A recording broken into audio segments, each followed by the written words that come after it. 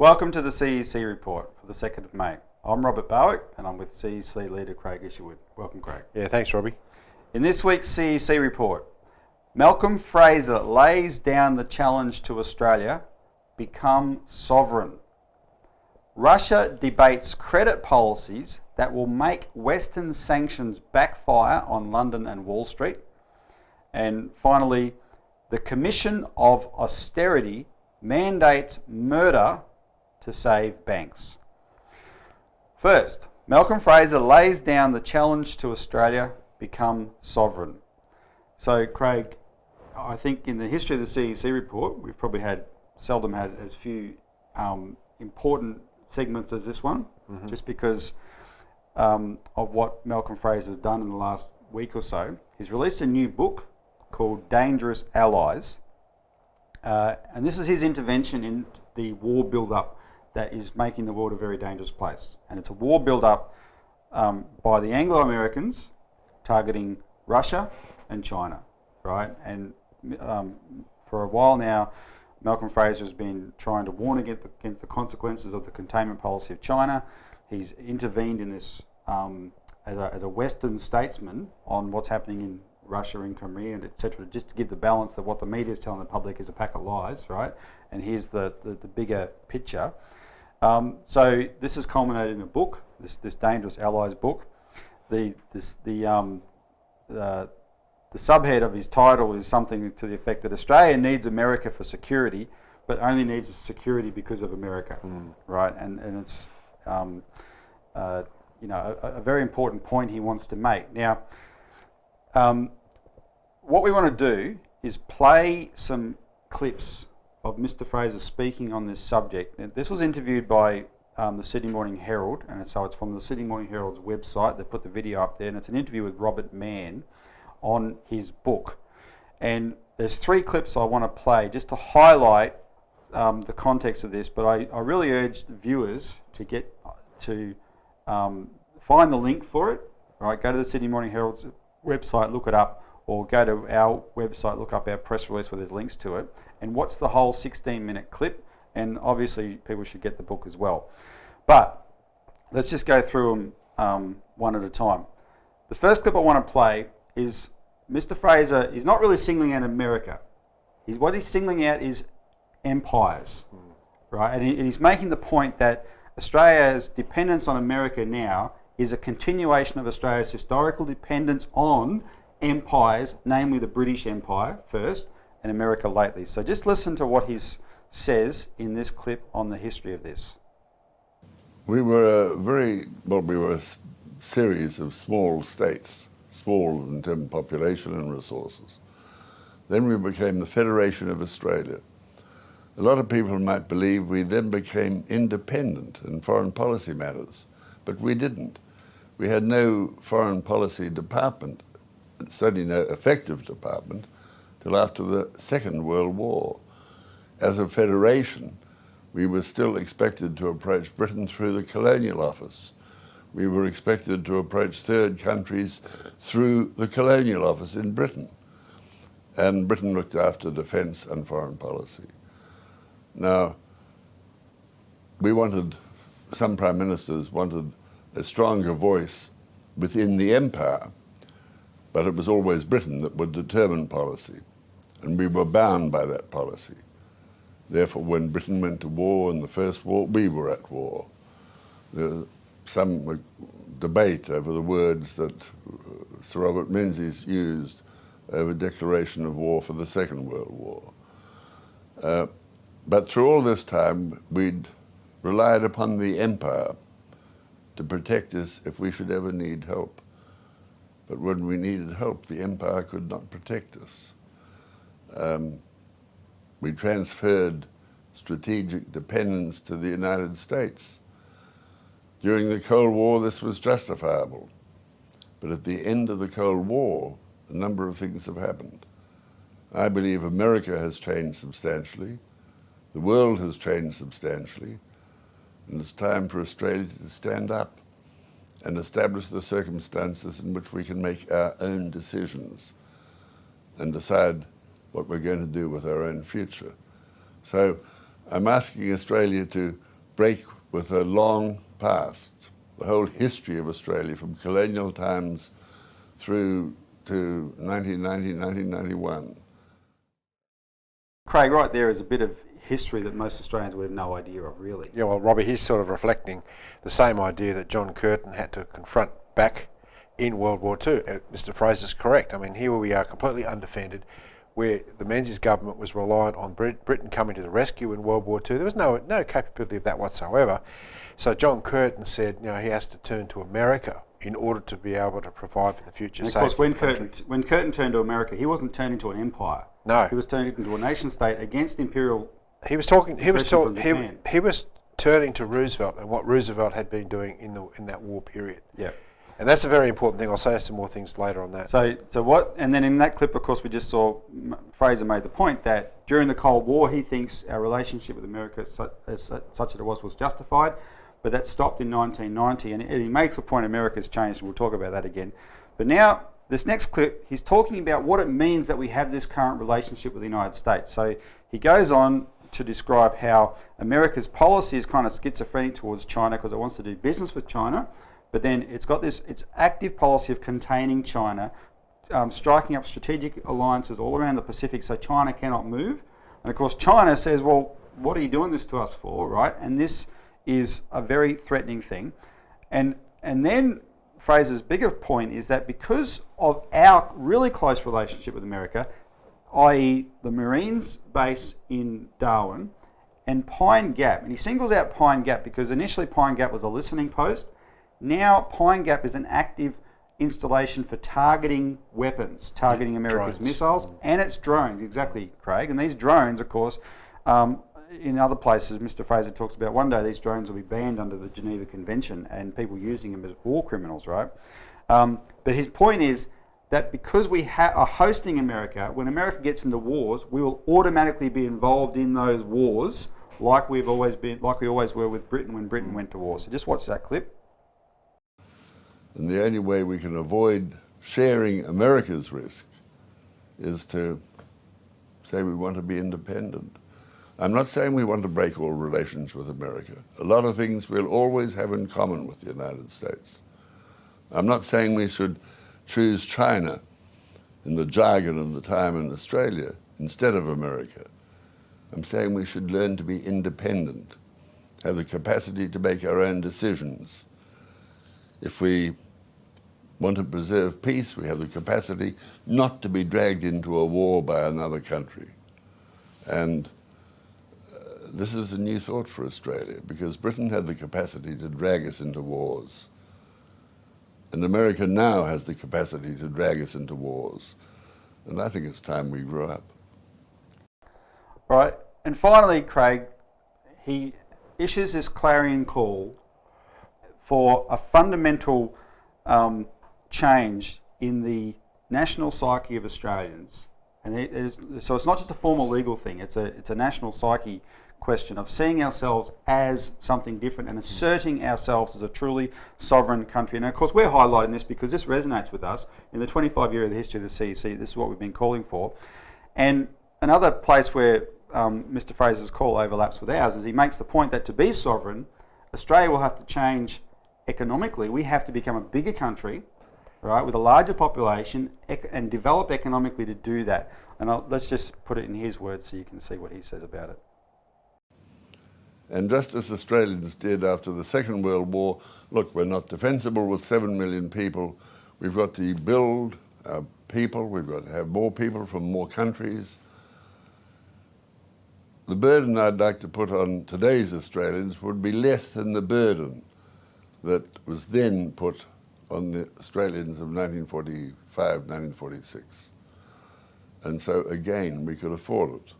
We could be a nation of 40, 45 million people. We'd have to invest in environment and water and infrastructure. But these things are not beyond us. And if it meant giving up some of today's consumption to accomplish a better and a greater Australia, I believe all Australians would feel proud at the end result. And we'd be in a better place to advance peace, security throughout our own part of the world. We could certainly establish better relationships. Clearly the glitch in relations with Indonesia, which I think is quite a serious one, would have to be overcome. We would have to be a citizen in the world and not believe we can shut ourselves off from the world as though we can be entirely separate. But if there were, as I fear, a major problem between China and Japan, for example, and Japan militarizing itself once again, and if America gets involved in that, an independent Australia would be in a far stronger position with other countries in ASEAN, with Indonesia playing a mediating role, suggesting that countries should cool it and not destroy the Western Pacific, as the Middle East has been destroyed. So I see many advantages in Australia being strategically independent, recapturing our sovereignty, because that's really what it's about. So, Craig, he's made the point in the first clip that America has changed. And so what I wanted you to comment on, as some, we've done a lot of writing and talking and thinking on this, explain to the viewers our understanding that whatever flag this imperialism is under, it really is all the same empire. Robbie, you can't understand this issue without going back to basically what happened in World War II, which was the role of Roosevelt, because Roosevelt had a very clear sense of what the British Empire was, because he had to front Winston Churchill. And we know from the book, as he saw it by Elliott Roosevelt, that there was a really powerful set of dialogues between Roosevelt establishing what's called the American system, i.e. the system of sovereignty of nation states, as opposed to Churchill's idea of maintaining the empire. Yeah, Churchill, when the war was over, Churchill wanted all the European powers to get their colonies back. It was more, yeah, that's right. More than that, Churchill wanted to preserve the trade, the economic power of the British Empire. Yep. And Roosevelt said very clearly in a discussion which took place in 1941 with Churchill, he said, "I am firmly of the belief that if we are to arrive at a stable peace, it must involve the development of backward countries, backward peoples. How can this be done? It can't be done, obviously, by 18th century methods." Now, until Churchill freaked out and says, "Who's talking about 18th century methods?"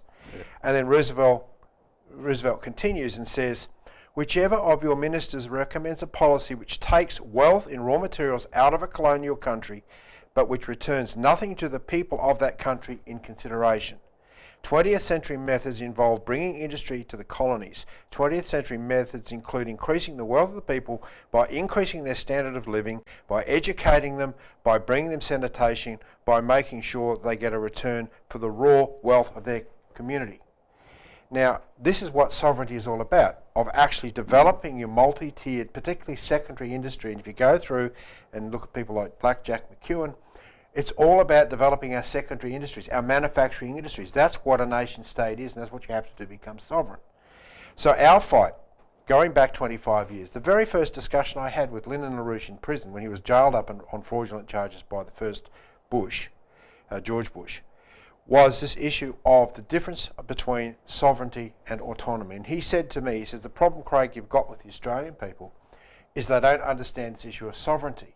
They're quite happy to be autonomous. That is, they're pretty happy to have Mother Queen, the Queen, sitting over the top of them and go along and do whatever she wants. But to actually be sovereign and say, we don't need her as a head of state, we want to be our own sovereign country, we haven't got to that point."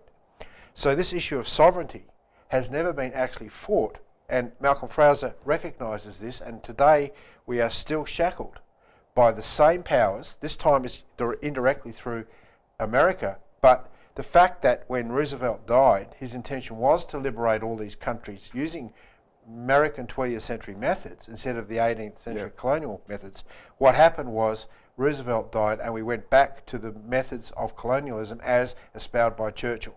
And we've never moved ahead of that. And Craig, it's a longer subject, but the whole post-Roosevelt period is when this British attitude took over the United States. And so, Obama today is nothing more than a puppet of the British imperial monetary system. because the power is financial power. That's the power, and that's what's governing presently the collapse of nations right around the world. So what you're seeing, I'll end on this point. Old Labor stalwarts like Frank Anstey and John Curtin called for this. The CEC for 25 years has called for this. Now someone of the reputation of Malcolm Fraser is calling for this. This is something that's universal to Australians, and it's finally time that we achieved it. So we're going to end it there. We're definitely out of time. When we come back, we're going to talk about Russia actually taking this financial empire to account.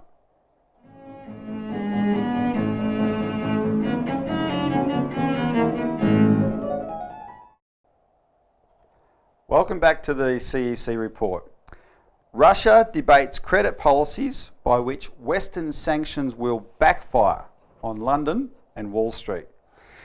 So, Craig, the status right now of the standoff with Russia is there are these groups in eastern Ukraine, pro-Russian, the population there, a lot of them would like to become part of Russia like Crimea did.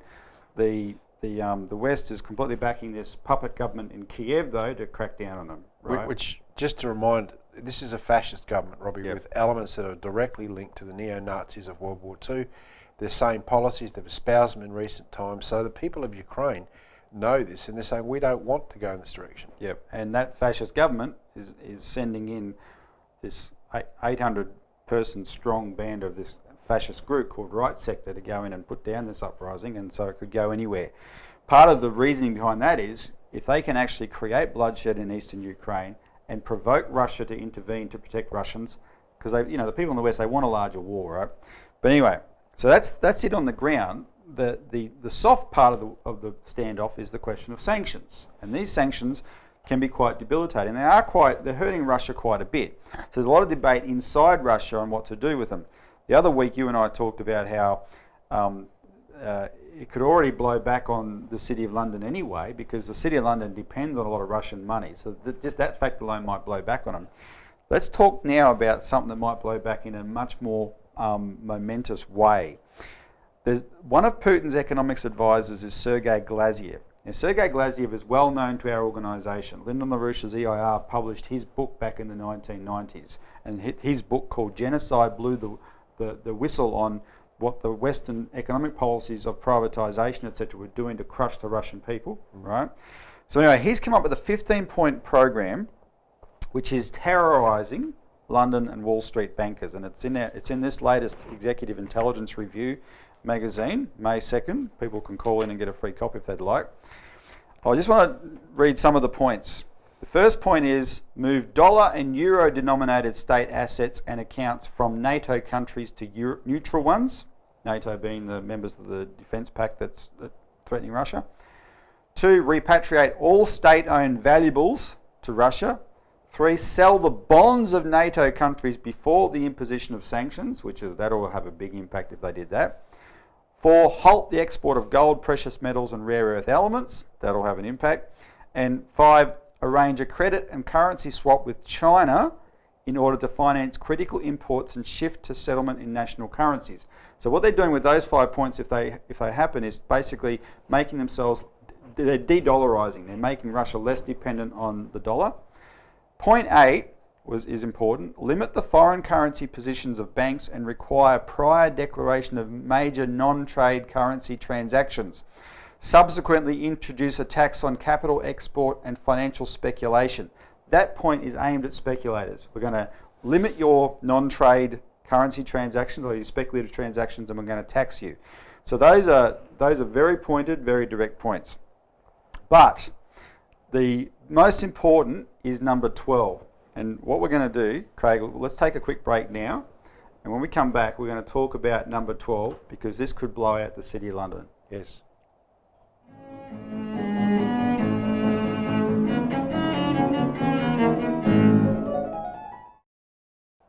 Welcome back to the CEC Report. Now, we're not going with the third item that we announced at the top. We're going to talk about continuing on our discussion of Russia for the sake of time, Craig. So before the break, I said there's 15 points. I want to talk about number 12 in Sergei Glaziev's plan to deal with sanctions. Replace the dollar and euro borrowings of state corporations and state-owned banks with ruble loans on the same terms, making a targeted monetary emission for this purpose and utilising VEB Bank to float the loans. What he's calling for there is what we would call Hamiltonian credit. He's saying our state-owned companies depend on foreign borrowings. We're going to replace that with rubles. But where are they going to get the rubles from? The government will issue those rubles. Now, it's ironic though, this is a power that Russia hasn't resorted to before. We've been encouraging them to. This is what Australia used to do with the Commonwealth Bank, but this is what America did, right, with its first bank in the United States, second bank in the United States, and more importantly, this is what Abraham Lincoln did in the Civil War, Craig, because in the Civil War, the British allied with the South against the North, and they organised a credit strike against the North, and through New York, it's Wall Street and that, the Lincoln government couldn't borrow any money. So that's when Lincoln issued the greenback against that, and that something like $350 million worth of greenbacks, which financed the Civil War and financed America's commitment to developing the interior through the transcontinental railroads. And this is what Sergei Glaziev is proposing. Now this is causing freakouts. It's causing freakouts not just outside of Russia, because it would mean that the London guys lose their control. It's causing freakouts inside of Russia. Putin's got more than one type of economic advisor, and the free market ones, they're going off their heads. So the former finance minister Kudrin tweeted, quote, Glaziev's measures would inch tighter than the West's sanctions. But a news service called Vedomosti reported this, quote, one should not overestimate Glaziev's influence, but not underestimate it either. And Craig, I just wanted to highlight, there's a spirit of defiance in Russia. When the first round of sanctions was announced, they named one bank that's the 15th largest in Russia as a target of sanctions. So Putin went and made a big show of opening an account there and announcing his salary from now on would be paid into that account in that bank, and to help they're saying, look, we're going to get by without the West. If that's the way you want to play it, that's what we're going to do. So isn't this what Glaziev's proposing, probably the most dangerous threat? It's even more a greater threat than anything that Russia could do militarily. What he's saying is that we're not going to accept the power of blackmail over our currency. We're going to take control of this thing called money. Money is an idiot by itself. It's the power behind the money that is the problem. Now, in a situation where you've got the threats, Putin is saying and Glaziev is saying, well, we're not going to wear those threats because it threatens the very sovereignty of our nation. And we can get by creating this instrument, this dumb money, through a central bank as a means of exchange. So instead of swapping turnips for machine tools, you can still use a currency to provide the means of an exchange within the economy. Yep. The Russian economy is large enough that they internally can look after themselves quite well.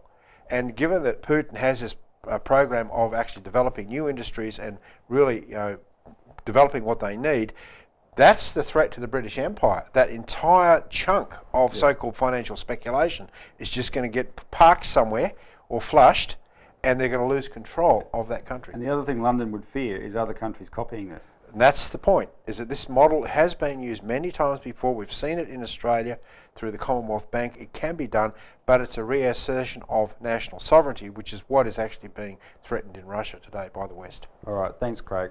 Well, that's it for this week's CEC Report. Tune in next week for more.